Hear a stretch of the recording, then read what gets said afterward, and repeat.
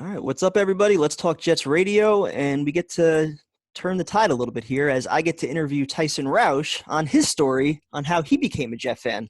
So, Tyson, what's going on, man? Not much, man. How you doing? Good. This is fun, man. This is like good to see you coming out and just being aggressive here with this. This is good. This is your time to shine now. God help us. All right, so what's your story? How did you become a fan? Fill us in. This was like 1986. I was a football fan, but my family's all Giants fans. So for my birthday, my dad wanted to take me to a football game, and the Giants tickets were so hard to get. So his buddy said, "Listen, I can take him to a Jets game, great seats, Jets Browns." And my dad's like, "All right, let's just go for his birthday." And we went. It was actually on my birthday, and they tailgated. I had some hamburgers, and for a young kid, man, you're like, "This is wild!" Like people are yelling, and there's barbecuing, and you're like in culture shock, man. You don't know what's even going on. Like you just completely dazed and confused. And I go inside. This is the Meadowlands, and you go in there, and it's like, dude, you hear the Jets chant, and you're like, I love this. Like you don't even know what's even going on. Like what's going on, but you don't really know what's going on. You know what I mean? It was like they're doing Jets chants. It's loud. It's wild. And the Jets, they win. They beat up Brian Sipe, and they win the game. It's like, oh my God, this team is fun, and they win a lot. That's kind of what you know. And that was it, man. I just. You kind of get drawn into it. And then they had that year, that was Kenny O'Brien when he did really well, and they went to the playoffs, and Pat Ryan won the game. And you kind of think like, wow, this team they're local. I can go see them in theory was your kid, and they win. So you think, perfect, sign me up. And it was fun being the odd person in the family going against, like, they're all Giant fans. So me being a Jets fan made it fun. Like we can kind of go back and forth until the Jets went back and the Giants went forth. You know what I mean? So late 80s, early 90s, because that's kind of like, a little bit before my time. I got in early 90s. What were some of your favorite memories from that time? I mean, I don't really go, like, I didn't follow it as closely as I did. Like I got season tickets in 1994, like the Pete Carroll, Rich Kotite years when I really got into it. We started going to games right around the same time then. Yeah. I went through when Boomer Esiason, they choked in Houston, all those games. Obviously the Dennis Byrd thing was really big. Yeah. But I really, like, as a casual fan, like I used to get my information at Jets Confidential. Like I would wait for Jets Confidential to come as a newspaper, and I would wait for that was like the breaking news. I couldn't wait. I'm like the whispers and like, holy shit, this is going on. And and it was that year the Pete Carroll's first year I really got into it. And when they drafted Aaron Glenn, and that was kind of like when I was like all in, And then obviously you had the fake spike game, which I was there for. Which when you notice this timeline, pretty much all these experiences, I was at all those games as a season ticket holder. The fake spike game, the butt fumble, the midnight miracle, all these Monday night miracle, all those games we were there for. Yeah. So, but yeah, I mean, it was like the Pete Carroll year was crazy because of the fake spike game. And then you're into it, right? And you invest all this money as a kid. It was like $25 a ticket per game, which I have all the stubs. Yeah. So it was a lot of money then, right? And then I had the next 2 years, all the Rich Kotite home games. Like I saw 8 losing home games in 1996. And I'm like, I love Keyshawn too, but I'm like, this is terrible. And I got a story for you. I actually got arrested. I was so fed up, dude. The game where we had a friend from out of town come in. He's like, I want to go to a football game. I'm like, listen, dude, if you want to go to a Jets game, it's fine. But he's like, no, I want to go. So we all go. We're tailgating. It's raining. It's Jets. It's Houston Oilers or Titans, where it was when Eddie George was there. Mm-hmm. And Neil O'Donnell's warming up, right? And he hurts his fucking calf in warm-ups. So you're watching, I'm like, wait a minute. Like, where did Neil O'Donnell – what just happened here? So, of course, Eddie George goes off in the first half, has, like, God knows how many yards. They're just blowing the Jets out. And I had it, dude. I couldn't take it anymore. I was tired of losing. I was tired of all just – like, because keep in mind, the year before, you're already miserable, right? Yeah. So then, like, at halftime, we go down. Like, there's nobody in the stadium at that point because it was raining and they're getting killed. So we go down, like, 2 rows behind the bench. And I take my hat – I throw my hat and I almost hit Nick Lowry. So security guard's like, dude, now fans are throwing all kinds of shit, pretzels and hats, and they're just all fed up. And I'm like, the security guard's like, dude, what are you doing? He's like, did you throw anything? I'm like, yeah, I threw something. That's my hat. He's like, you're admitting you threw it? I'm like, my hat's right there. I'm like, can I get it back? So they take me out. They bring me down to the security room. And so now I'm watching the game on TV. This is right before halftime. I'm watching the game on TV. So the security guard's like, hey, man. He's like, what did you do? I'm like, I threw my hat in the field. He's like, you're admitting to this? I'm like, dude, you know how bad this team is? I'm like, they suck. Like, they suck. I'm tired of wasting. I went off. I got like a 5-minute rant in security office in front of like troopers. Now, meanwhile, they're arresting fans next to me. They're arresting them, taking them out in cuffs, right? So I'm telling the troopers how pissed off I am about, like, not even mad that I was arrested. I was pissed that they were losing again. So then I'm yelling at them about how bad the team is, now it's halftime. So the players are going out. And I'm like, oh shit, the team's right there. And the guys look at me. He's like, dude, you don't even care about being arrested or nothing. So they look at me and they're like, they clear out the room. And the guy's like, you know what, man, I feel so bad for you. He goes, I'm not even arresting you. He's like, he goes, you're just gonna, you got to write a letter to the stadium and apologize. Like, I had to apologize to the sports director. And I was like, he's like, write us a letter, apologize. And he goes, you're banned as of today. He goes, but write your letter and then we'll reinstate you within a week. Just, you know, he's like, I just feel bad for you, man. He's like, he's like, I've never seen somebody so upset about this shit. It's like, just, they walk me out and he's like, if you want, he goes, wait 5 minutes. And when the team comes back out, I'll let you see all the players. I'm like, perfect, man. Thank you. Worked out for you. There you go. So when they came out of the locker room, I saw them all. Then he walked me by the locker rooms. I peeked inside. I could see the locker room and stuff. And they kicked me out. Wow. It's quite a story, man.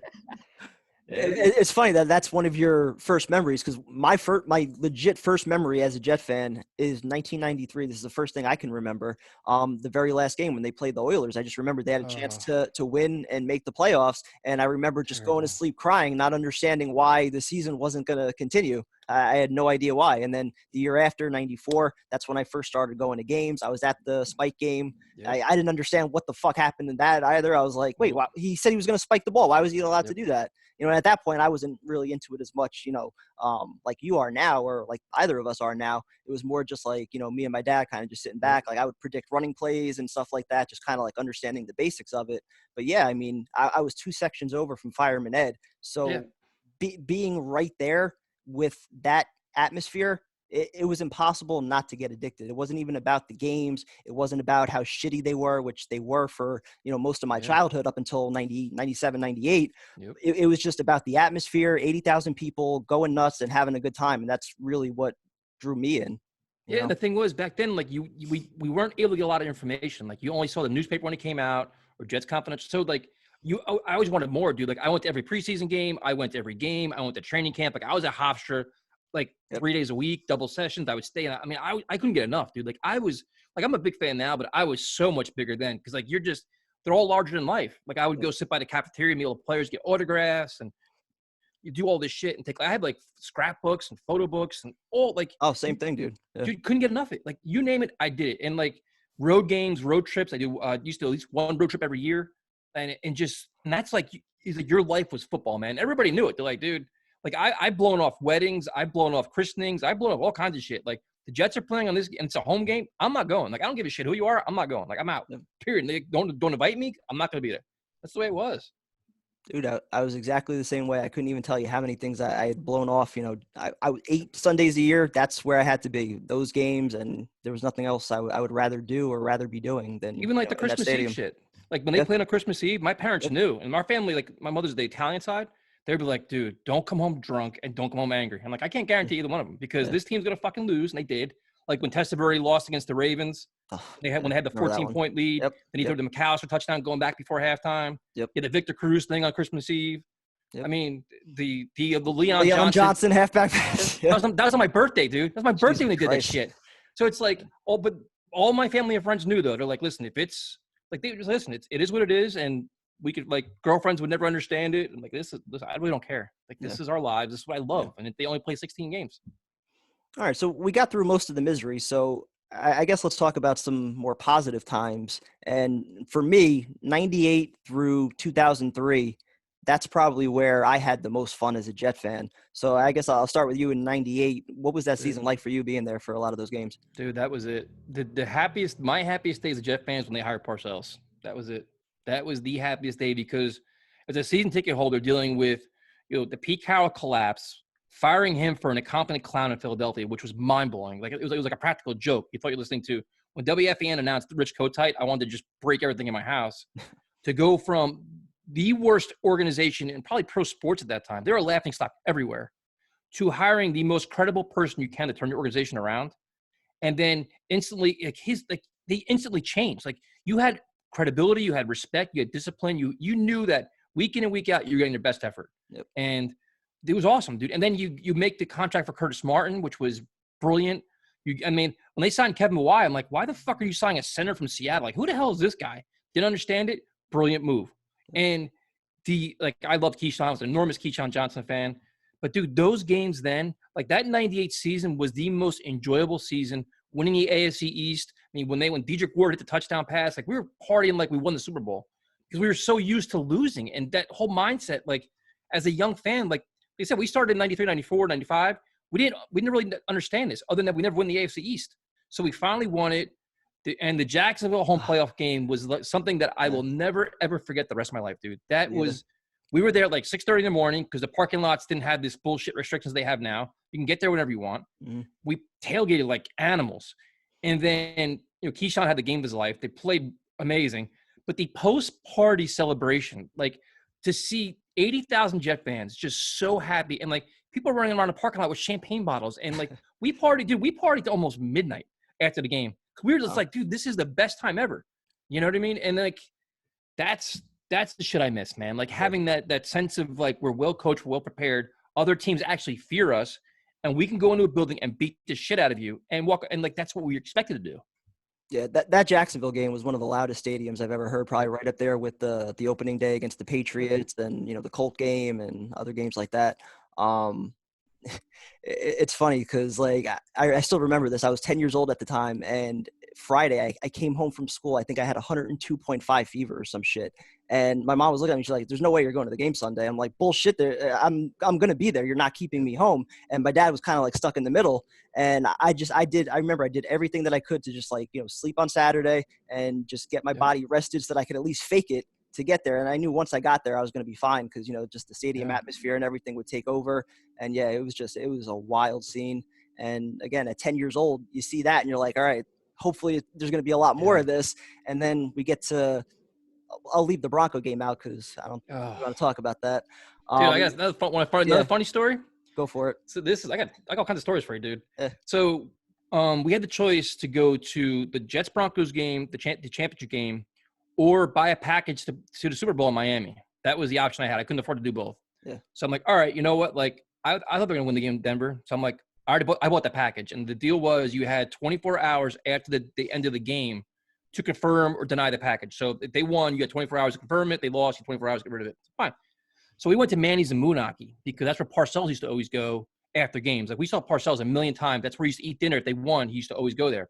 So we went there, and the place was packed with Jet fans. And then NBC TV was there, and somebody, I think, made Channel 7 or some shit. So, we're partying, and we're happy. We're excited. We're nervous. You're sweating because you're so anxious. And the Jets are up to a tremendous start. And they should have been up a lot more. That the block punt and not getting a touchdown there killed them. But so at halftime, like, they interview us all. Like, we're on television, like, all throughout New York. I still have the tapes of it. And they're like, "What do you think, man?" I'm like, "We're going to Super Bowl." I'm like, "I can't believe we're going to Super Bowl. This is the happiest day." I'm like, "We're almost there." I'm like, they're like, "Can you do a Jets chant on TV?" I'm like, "I'll do whatever you want, man. I'm doing Jets chants on TV. We're all fired up, all this shit, right?" Yeah. So then, of course, the camera crew doesn't leave because why would they? They want to see the celebration, right?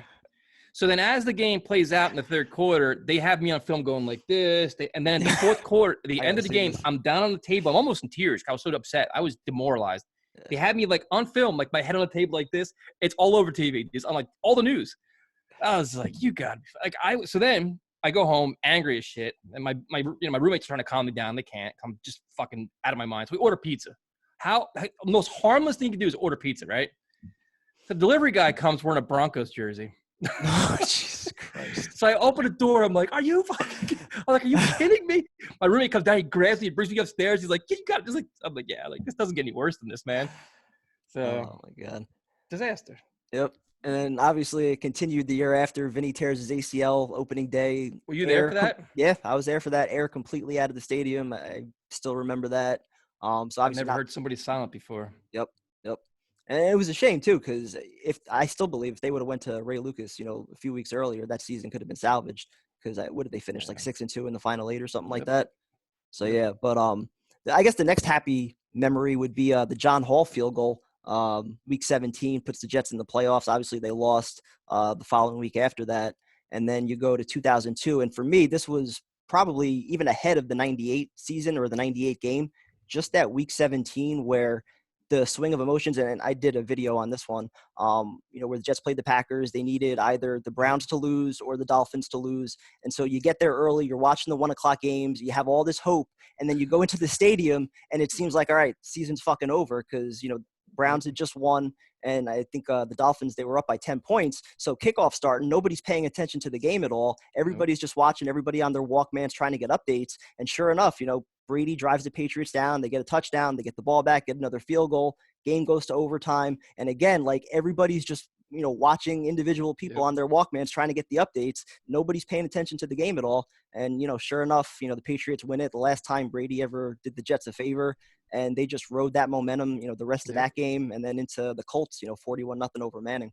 Yeah, dude, we were in the parking lot for that. We weren't going to go inside the game. Like, we'll go in the game at the end of the first quarter. Like, we just like, demoralized. Like, the season's over. I can't believe we blew it. And we're watching it. We had a little TV there. We're like, oh my God, like this could actually happen.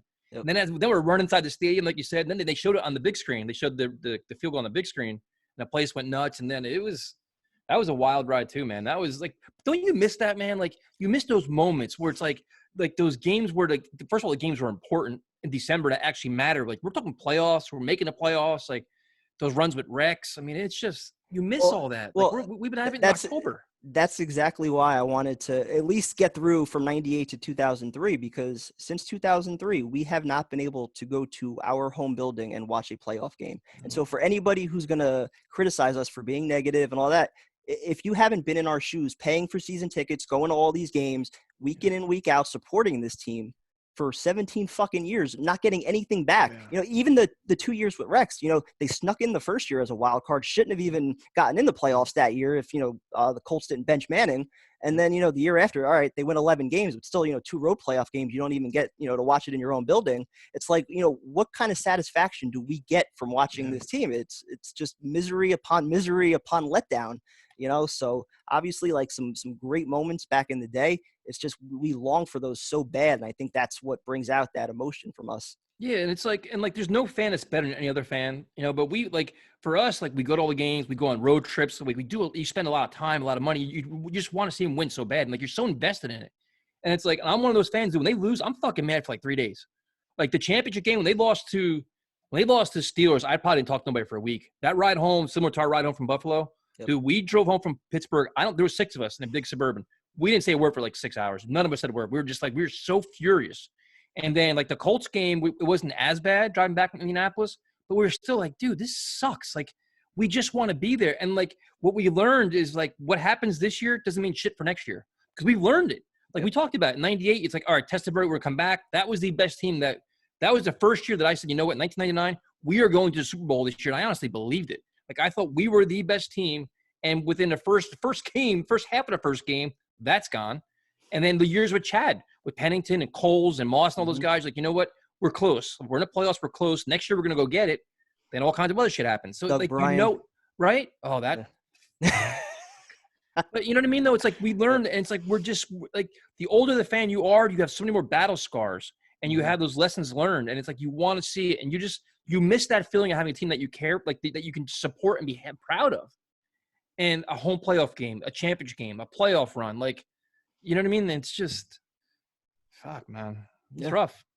No, and again, on top of everything else, on top of the losing, the PSLs, the change of stadium, losing the atmosphere and all that, I could deal with the losing if we still were able to go to the games and kind of just enjoy it the way it used to be.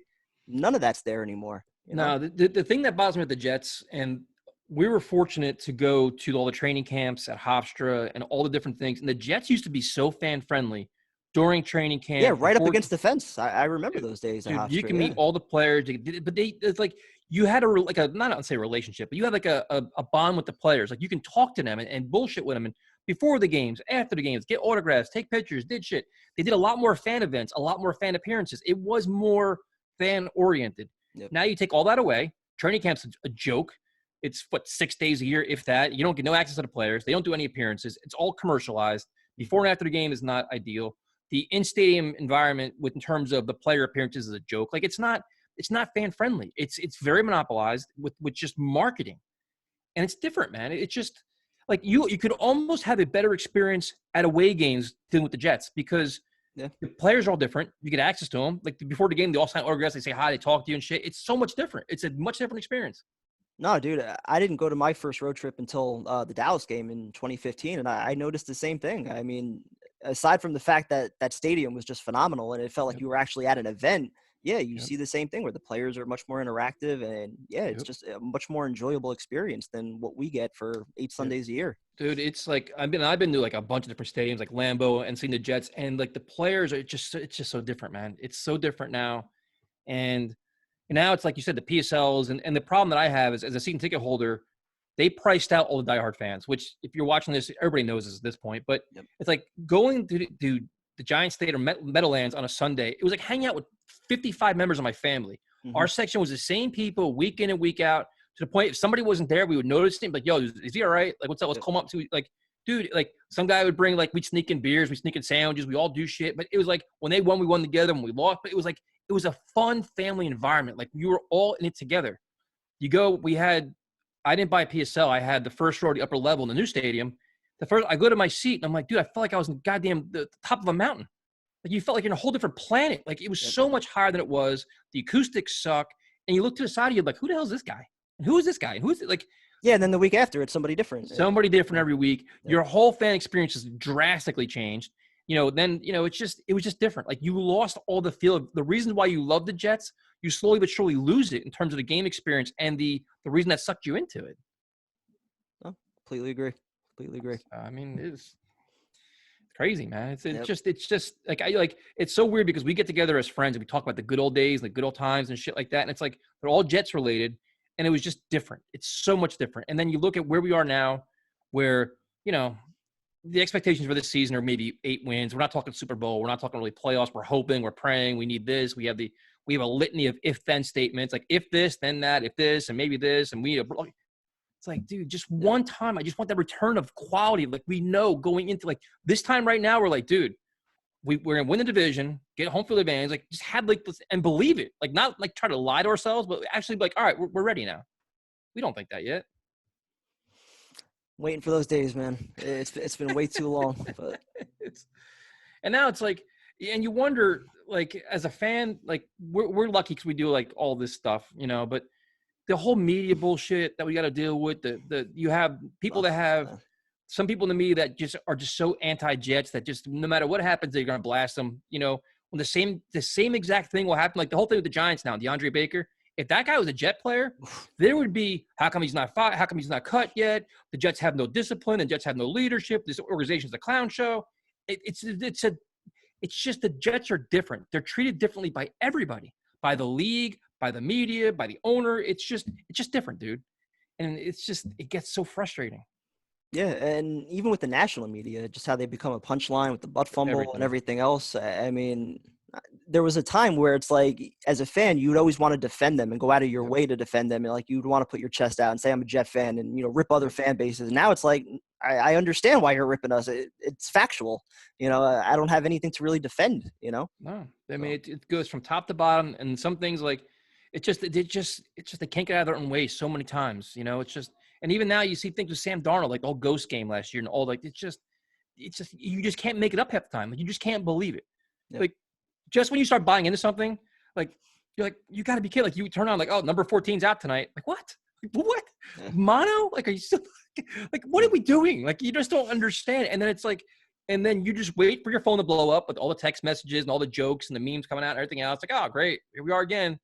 It's wild being a Jets fan, man. It really is. It's crazy. Good times.